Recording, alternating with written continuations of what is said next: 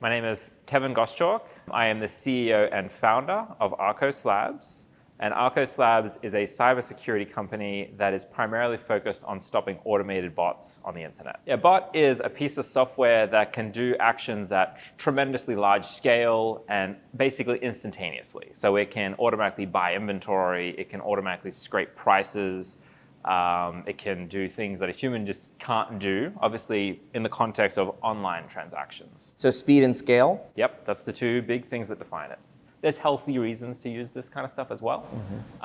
Then you've got things like chatbots. So you're talking to effectively a bot that's responding to you. So there's a bunch of good bots out there. Also things like Google's search engine, it crawls the internet to build that giant library of information. So when you're searching it, you get useful information back, but it's actually using a bot to go and collect that information. There are also nefarious purposes that bots are used for.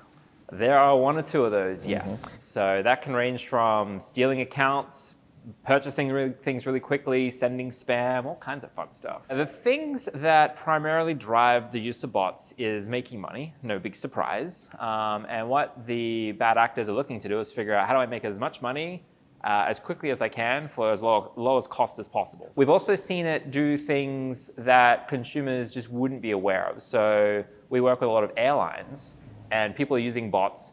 Other airlines are using bots against competitors. They go through and they reserve seats using this bot, but they then never buy the seat. They just hold it in the reservation process so that the inventory looks like it's sold out. So when you go search for an airfare, that airline no longer gets listed because it looks like all the inventory is unavailable. And in that case, does that drive up prices? It does, because it makes the booking systems think that, oh, I only have a few seats left for sale, and of course that does increase pricing. This is about supply and demand and skewing supply and demand. That's one of the things that bots have been used for. Absolutely, and that's how they can make money, because they control the supply and the demand, basically. They get in the middle of those economic factors, and they take advantage of that. So they can artificially inflate the lack of availability of particular products. Yep. And they can also do things like snipe auctions. Who builds these tools?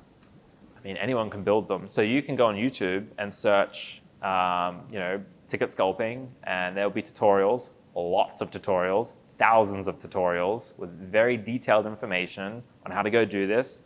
I imagine it's like any tool, right? A hammer can be used to build a house, or it can be used to smash a window. Right. And bots are the same way. That's right. It's at the end of the day just a tool. It's just software. Anyone can write it for good and bad reasons. So I imagine it's difficult to regulate how bots are used. Yes, regulation is very tricky. So there certainly have been lawsuits against people that are doing things nefariously with bots. We participated in one recently with Microsoft, where we actually went after a criminal group that were using bots to create fake accounts and then use them for things like ransomware and stuff like that. Obviously, in recent years, we've been talking a lot about the effect that bots have had on ticket purchasing in concerts, for example. The big debacle with Taylor Swift and the Eras Tour, for example, and other artists who have talked about the idea that bots are being used to scalp tickets on the secondary market, basically squeezing out the average consumer from being able to buy face value tickets. Yeah. How has that evolved?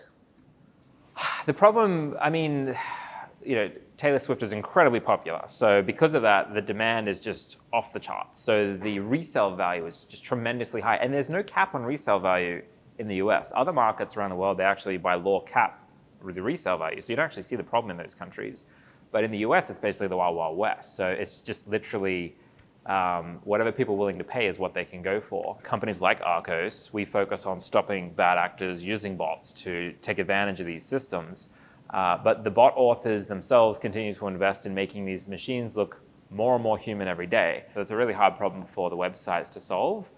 Arkose, for example, has a challenge mechanism. So if we suspect it looks unusual, we can challenge it, and we use that challenge to kind of let us know which route we should be taking action or allowing it through. Again, it's speed and scale, as we mentioned, right? Right. So Arco's strategy is to slow it down so that you can verify that it's a person rather than a bot? Our strategy is to go after the ultimate goal of them making money. We want it to be more expensive than their profit margin. If we can do that, then they're out of business. So that's the goal. So we want every incremental bot request, there's millions of them. We want each one to be that much more expensive than the average return on investment of all of those. So how do you make it more expensive?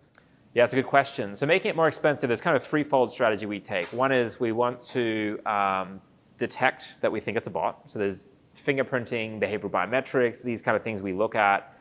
Then if we think it's automated, we challenge it. And that challenge is a way of forcing the bad actors to have to do an action of some kind. Are bots part of your strategy? We do use a lot of automation on our side to detect and mitigate attackers. So in that sense, yeah, we're using bots to fight bots with our technology. Mm-hmm. And how effective has it been? Incredibly effective. We actually are one of the only solution providers on the market that offers a warranty on our product. Kind of like if your TV breaks, you are under warranty to go get a new one. We're the only bot prevention solution on the market where we certify if we can't stop it, we'll pay you and we'll cover losses. No one else does that in our space. But there's always more you can do. It's a huge arms race. The attackers are motivated by huge amounts of money, and it's just so lucrative. So the fight will continue. Ultimately, is it possible to stop bot attacks? As long as so the easy solution is you just turn off the good user traffic and you'll stop all the bad user traffic, right? So there's this balance of how much good users get through, how many bad actors get through. So that's what we're always balancing in security. If you want every good user to have a great experience, some bad actors will slip through because they just need to look good enough because you don't want to take action on everything, right? So that is the ultimate what we're up against is like, okay, as long as good user traffic has to get through, which of course it does, some bad actor traffic can slip through. Are there ways that consumers can beat the bots, protect themselves from, getting cut in line in front, when somebody's trying to use a bot attack to get ahead of them? So for consumers, there are a few options you can take. Ultimately, the bot problem has to be solved by the merchant. So you can't prevent bots. There's nothing you can do to stop bots, but there are ways of getting yourself ahead of the queue. So a lot of these services offer things like the verified fan by Ticketmaster, for example, is where they're trying to give accounts of reputation that maybe have bought swag from this artist before. They're trying to give them a head start in the queue. So those kind of things do give you a bit of a leg up. Of course, unfortunately, the bots can also do the exact same thing and also get into those kind of programs. But those are all better than not being part of those programs. We talk about the United States when it comes to not having limits for what you can sell tickets for. And we've seen in other places that that's been a good strategy. Why do you think that hasn't happened here?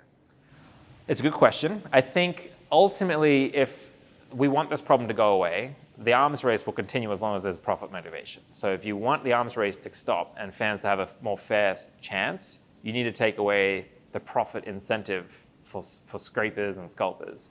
I believe in Australia, it's a 110% resell face value. So if you were to try and resell a ticket from Ticketmaster or anywhere else in Australia, you bought the ticket for $100, you can sell it for $110, you can't sell it for a penny more by law. That makes the problem far less of a bigger issue. We've still seen people try and sell it through like third-party marketplaces like eBay and stuff as opposed to on like the official resale platforms. What's the solution? I think the solution is legislation. So you have to make sure that these companies and you de-incentivize it? Take away the profit opportunity and you'll take away the problem.